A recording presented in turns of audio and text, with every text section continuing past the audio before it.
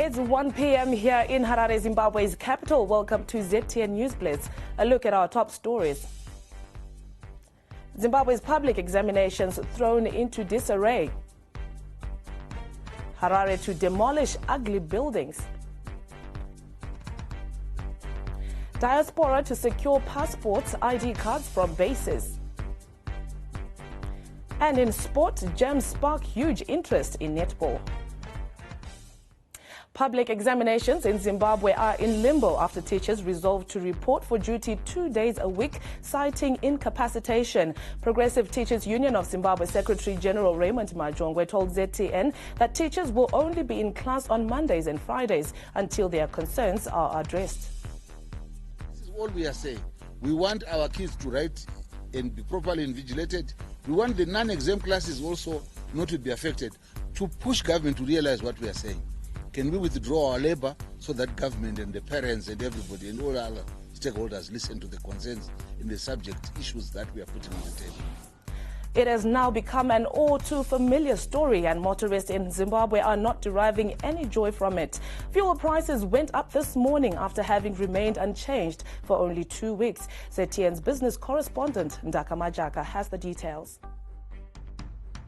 Zimbabwe's romance with a 2-week fuel price stability has been cut short. According to a notice released yesterday by the Zimbabwe Energy Regulatory Authority, both prices of diesel and petrol have gone up. Now, as you can see behind me, petrol has finally breached the 15 RTGS dollar mark. It will now be retailing at 16 RTGS dollars 75 cents, while the recommended price of diesel has also gone up. It will now be sold at 17 RTGS dollars 47 cents.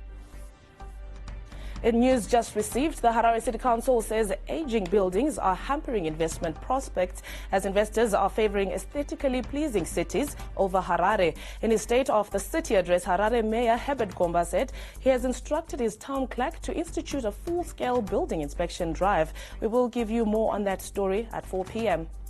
Zimbabweans living outside the country will soon be able to renew their travel documents from their bases. Home Affairs Secretary Melusi Machia said Zimbabwean diasporans no longer have to travel back home for birth certificates, national identification cards and passports.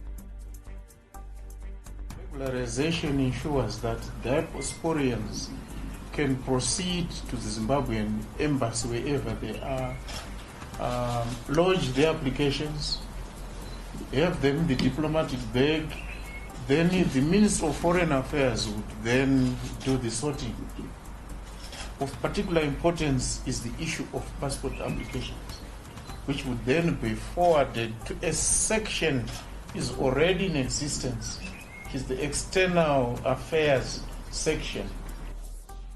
And now to Iraq, where the government has declared a curfew in the capital, Baghdad, until further notice as a fresh wave of anti-government demonstrations grips the city. The curfew, in effect from midnight to 6 a.m., was announced on Monday. The demonstrations saw more than 60 Iraqis being killed over the past 4 days and counter-terrorism troops deployed on Sunday. Sources said the troops have been authorized to use all necessary measures to quell the unrest.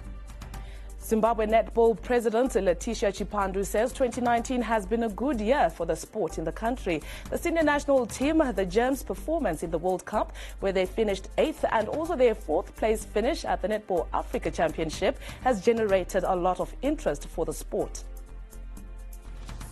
The girls' performance generated a lot of interest. You get to recreational places where people go, they'll be talking about netball, and they were looking forward to the Africa Championships, and I'm happy we did not disappoint the netball community. We went there, we played our hearts out, and we maintained our position 4 in Africa.